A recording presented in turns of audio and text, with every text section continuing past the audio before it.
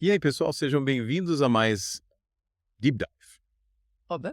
Hoje, a gente vai se aprofundar num papo bem interessante sobre o Evangelho. A gente vai analisar um post de um blog brasileiro, Legal.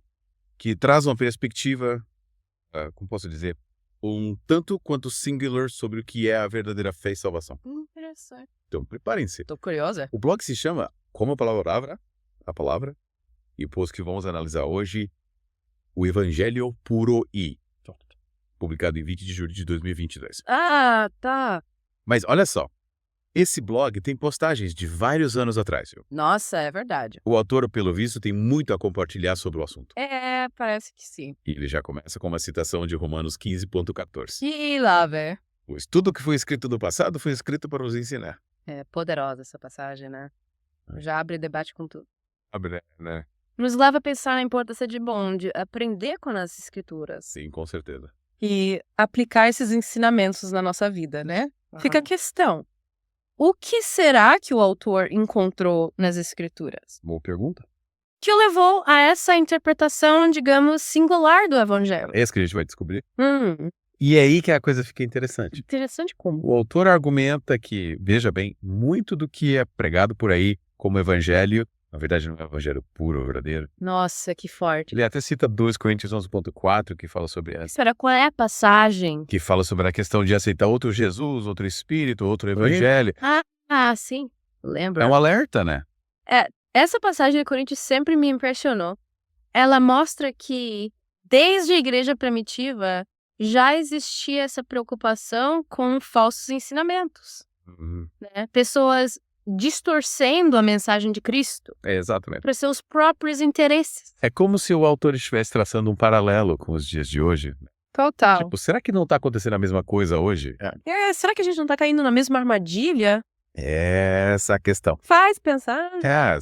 E aí o post explora várias definições de Jesus. Várias, tipo... Desde um espírito evoluído. Então, um comunista, um profeta. Oh, nossa.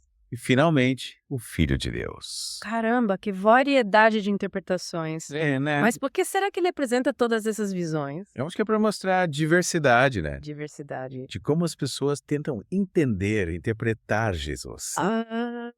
Ao longo da história, cada um com sua lente, né? Cada um com sua bagagem cultural, teológica. Exatamente. Me faz lembrar que, mesmo dentro do cristianismo, as opiniões variam bastante. Sim. É um lembrete importante, né? Com certeza. Pra gente ter mais respeito e abertura pro diálogo. Sem dúvida.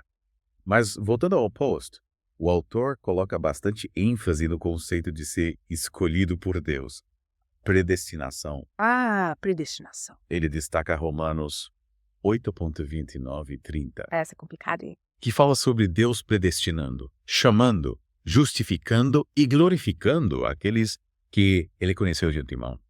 Predestinação daqueles temas que, sei lá, sempre geram debate, né? Sempre causa polêmica.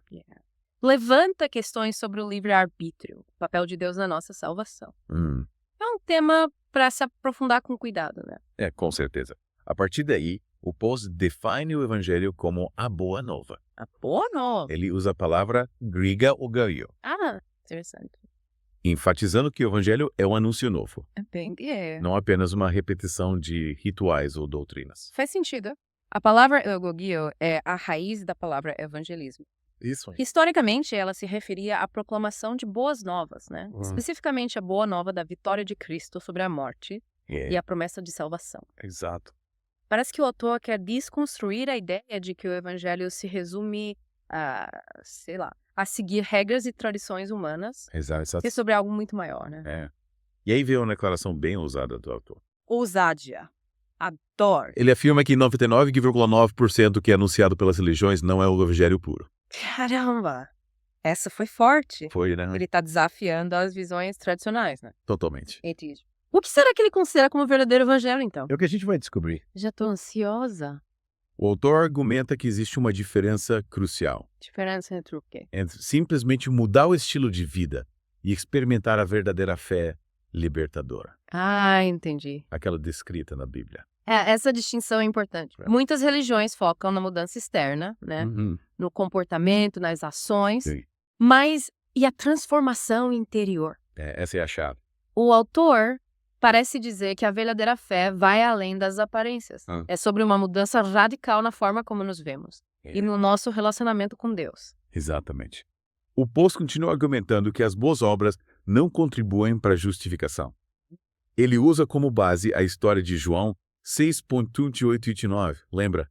Ah, sim. Quando as pessoas perguntam a Jesus o que precisam fazer para realizar as obras de Deus, e Jesus responde, a obra de Deus é esta, crer naquele que ele enviou. Essa passagem é central no debate sobre salvação, né? Se é pela fé ou pelas obras. Exatamente. Ela sugere que a salvação não é algo que a gente conquista, né? Mas sim um presente de Deus, recebido pela fé em Jesus. E essa passagem de João Que passagem. é o que o autor considera uma das 3 perguntas tolas do Novo Testamento. Perguntas todas. Que interessante. Quais serão as outras? Fica o mistério. Você me deixou curiosa. Mas vamos focar no ponto final do autor, por enquanto. Ah, bom.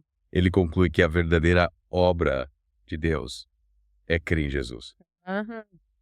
E qualquer outra coisa, bom, é só esforço humano. Essa frase resume bem a ideia central do Post. Vamos. A fé em Cristo é a base de tudo. As obras, tudo flui a partir dessa crença. Exatamente.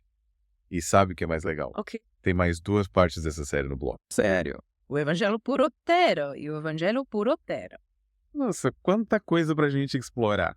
Parece que essa perspectiva tem muito a nos dizer. Verdade. Mas por agora, acho que já absorvemos bastante informação, né? A gente já mergulhou fundo nessa primeira parte. E aí, o que mais te chamou a atenção até aqui? Olha, muitas coisas me intrigaram, mas confesso que a afirmação de que 99,9% do que é anunciado pelas religiões não é o evangelho puro. Essa foi impactante, né? E deixou pensando, o que será que ele considera o 0,1% que realmente importa? Qual será a essência do evangelho para ele?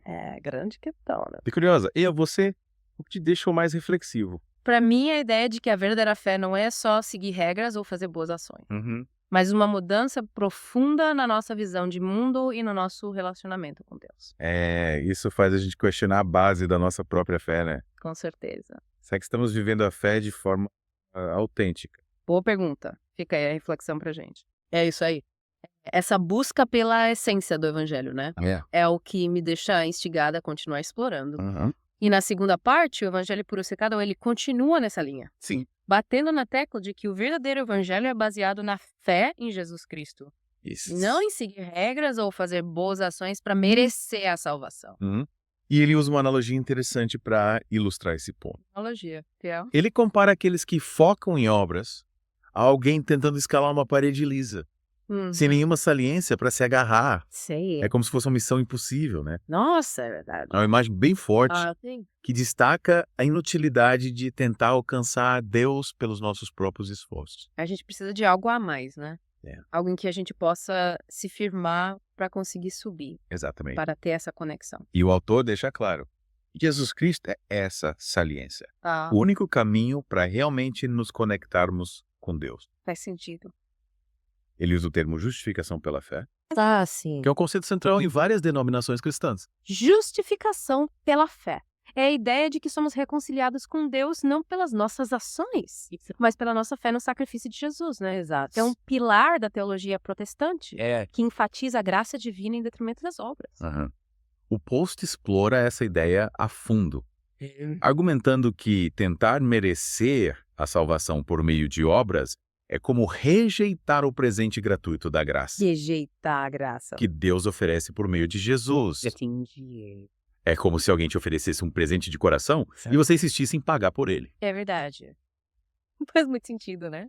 Não faz. E o autor reforça esse ponto, Nossa, dizendo que se a salvação pudesse ser alcançada pelas obras, Jesus teria morrido em vão. nossa, que forte. É uma afirmação ousada, né? Que nos leva a questionar a base das nossas crenças. Me faz pensar bastante, sabe? Porque se a gente não pode comprar a salvação com boas ações, qual seria então o papel delas na vida de um cristão? Boa pergunta. É aí que o autor traz uma distinção interessante. Qual? Ele argumenta que, embora as boas obras não contribuam para a nossa justificação, elas são uma consequência natural da verdadeira fé. Entendi. Ele compara uma árvore frutífera. Árvore frutífera? Se a árvore é saudável e está enraizada em solo fértil, ela naturalmente produzirá fruto. Gostei dessa analogia. É bonito, né? Ela sugere que as boas obras não são a causa da salvação, Hum, mas sim a evidência dela. isso. Elas fluem naturalmente de um coração transformado pela graça. E ele cita Efésios 2.10. O que diz? Pois somos feitura de Deus, criados em Cristo Jesus para as boas obras, as quais Deus preparou de antemão para que andássemos nelas. Essa passagem reforça a ideia de que as boas obras não são algo que fazemos para ganhar o favor de Deus, mas algo que somos capacitados a fazer por estarmos em Cristo. É como se fosse um ato de gratidão, né? Um reflexo da transformação interna que a fé opera em nós. E o autor usa a expressão nascer de novo, É. destacando que a verdadeira fé leva a um renascimento espiritual, Uhum. que inspira as boas obras. A ideia de nascer de novo é poderosa, né? Sugere uma transformação completa, um novo começo, Sim. em que a gente não é mais definido pelo nosso passado, mas pela nossa nova identidade em Cristo. E o post também se aprofunda na discussão sobre os diferentes tipos de fé, Tipos de fé. diferenciando a fé histórica, a fé temporária e a fé salvadora. Interessante. A fé histórica seria apenas acreditar em fatos históricos. A fé temporária é como a semente que cai em solo rochoso Entendei. e seca rapidamente. E a fé salvadora? A fé salvadora é a que se enraiza profundamente em nós Sim, e transforma nossas vidas. é essa que importa, né? E o autor deixa claro, somente a fé salvadora, aquela que leva a uma entrega total a Cristo, é o verdadeiro caminho para a salvação. É como um salto de fé, né? Um mergulho no desconhecido, confiando que Deus nos sustentará. Exatamente. Essa distinção reforça a ideia de que a fé verdadeira não é passiva. Aham. Não se trata apenas de concordar intelectualmente, mas de um compromisso vivido em seguir a Cristo. É como se a fé fosse um músculo que precisa ser exercitado, né? Diária. Pela oração, estudo da palavra, prática do amor ao próximo. É isso aí. E para ilustrar esse ponto, o post usa a história do jovem rico. Que história! Aquele que pergunta a Jesus o que ele deve fazer para herdar a vida eterna. Ah, sim, Neno. O jovem rico era um seguidor devoto da lei, É. mas tinha dificuldade em desapegar de seus bens materiais. No final, ele se afastou de Jesus. É. Porque não conseguiu abrir mão de tudo. Exatamente. É como se ele estivesse preso a uma zona de conforto, É. com medo de se entregar totalmente à vontade de Deus. O autor usa essa história para mostrar que a fé verdadeira exige uma entrega completa à vontade de Deus. Mesmo que isso signifique abrir mão de coisas que são preciosas para nós. Sim. É como se a gente tivesse que escolher entre servir a Deus ou aos nossos próprios desejos. Antes de passarmos para a terceira parte, quero destacar mais um ponto. A ênfase na exclusividade do cristianismo. Ah, sim. Esse ponto é crucial na argumentação do autor, né? Ele defende que Jesus é o único caminho para a salvação, Isso. rejeitando a ideia de que outras religiões ou sistemas de crença também podem levar a Deus. Ele argumenta que essa é uma verdade fundamental do evangelho puro e não foge dessa crença. Por mais polêmica que possa parecer. Essa declaração gera bastante debate, né? Mas, ao mesmo tempo, é uma crença central em muitas denominações cristãs, baseada nas palavras do próprio Jesus, quando disse: Eu sou o caminho, a verdade e a vida. Ninguém vem ao Pai a não ser por mim. Realmente, essa afirmação nos coloca diante de uma questão complexa e desafiadora. É verdade? Mas acho que essa discussão fica por um outro deep dive. O que acha? Por enquanto, acho que já exploramos bastante a segunda parte, né? Sim. Recapitulando, vimos como o autor defende a justificação pela fé, a analogia da árvore frutífera, os diferentes tipos de fé, Isso. a história do jovem rico e a natureza exclusiva do cristianismo como caminho para a salvação. E agora? O que será que nos aguarda na parte final? Tô curiosa para descobrir. O Evangelho Puro 3 promete. Promete, né? E você? O que mais te deixou instigado para a última parte dessa série? Acho que a pergunta que ficou na minha cabeça é: como essa visão de evangelho que o autor defende se aplica na prática, no dia a dia? É verdade. Será que ele vai dar exemplos concretos? Essa pergunta que não quer calar, né? Como viver essa fé tão pura no dia a dia, com tantas dificuldades e desafios que a gente enfrenta. Enfim, chegamos à parte final da nossa série, o Evangelho Puro 3. Preparada para desvendar os mistérios finais. Totalmente. E logo de cara o autor já coloca os pingos no... Ele deixa claro que a verdadeira fé não nos blinda dos problemas. Na verdade, ele argumenta que abraçar o evangelho pode até nos levar a enfrentar mais oposição e perseguição. Que coisa, né? A gente busca a fé para ter paz, conforto. Mas parece que o caminho é bem diferente, né? Mas por quê? Boa pergunta. É difícil conciliar essa ideia, né? Principalmente quando a gente vive numa cultura que associa a fé com prosperidade. É verdade. Parece que para muita gente ter fé significa viver sem problemas, né? É como se fosse um passe livre para uma vida fácil. Mas o autor nos lembra que o próprio Jesus já alertava sobre isso, né? É? Sobre as tribulações que a gente ia enfrentar no mundo, ele nunca prometeu moleza, né? Não. Mas um caminho de superação, de aprendizado, Mas de por quê? fortalecimento da fé. Ele cita João 16,33, lembra? Me lembra.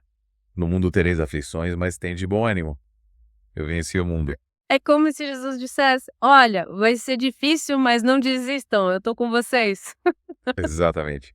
É um lembrete de que seguir a Cristo não é fugir dos problemas, mas enfrentá-los com fé. É sobre encontrar esperança e força nele, né? Mesmo em meio ao caos. É como se a fé fosse uma bússola que nos guia, né? Tempestade. Nos dando a certeza de que no final a gente chega no destino. O post também destaca o exemplo dos apóstolos, né? Ah, os apóstolos. Que enfrentaram tanta coisa por causa da fé. É verdade. Perseguição, sofrimento. E mesmo assim não desanimaram. Continuaram firmes no propósito de espalhar o evangelho. É. Inspirador, né? E ele menciona Hebreus 11, Hebreus o 11. famoso Hall da Fé, Ah, sim. que conta a história de tantos homens e mulheres que perseveraram na fé. Mesmo em meio a provações absurdas. É uma lição e tanto, né? De que a fé genuína não é sobre evitar o sofrimento, mas sobre enfrentá-lo com a ajuda de Deus. Mas, Mestiço, se a gente já foi salvo pela graça, porque ainda passamos por dificuldades. Qual a lógica disso? Se Deus é bom e nos ama, né? É, Por que tanta dor e sofrimento? o autor sugere que o sofrimento tem um propósito na vida do cristão. Propósito. Ele lapida a nossa fé, ensina a gente a depender de Deus e nos prepara para a eternidade. É como se o sofrimento fosse um instrumento de Deus, né? É. Para nos moldar, nos aperfeiçoar. Mas como assim nos prepara para a eternidade? Ele usa uma analogia interessante. Oh, Ele compara o sofrimento a um escultor que remove as imperfeições da pedra para criar uma obra-prima. nossa, que metáfora poderosa. Né? A gente vai sendo lapidado, moldado Fé. para ficar mais parecido com Cristo. E ele fala mais alguma coisa sobre a prática da fé? Sim. Ele fala do reino de Deus dentro de nós. Sim, essa ideia é bem interessante. E tá enraizada nas palavras de Jesus, né? Quando ele disse, o reino de Deus não vem com aparência exterior, nem dirão, ei-lo aqui, ouço, que o reino de Deus está dentro de vós. O que será que significa ter o reino de Deus dentro da gente? Acho que tem a ver com experimentar a presença de Deus, né? Em nossos corações. Independente das circunstâncias externas. É como se a gente carregasse um pedacinho do céu dentro da gente. Uma fonte de paz e alegria. Que ninguém pode tirar.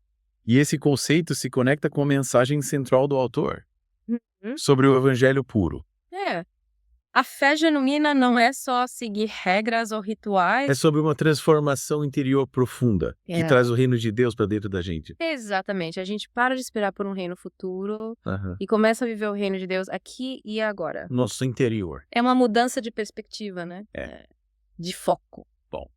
Chegamos ao fim da nossa imersão desse blog. Exploramos a fundo a visão do autor sobre o evangelho puro.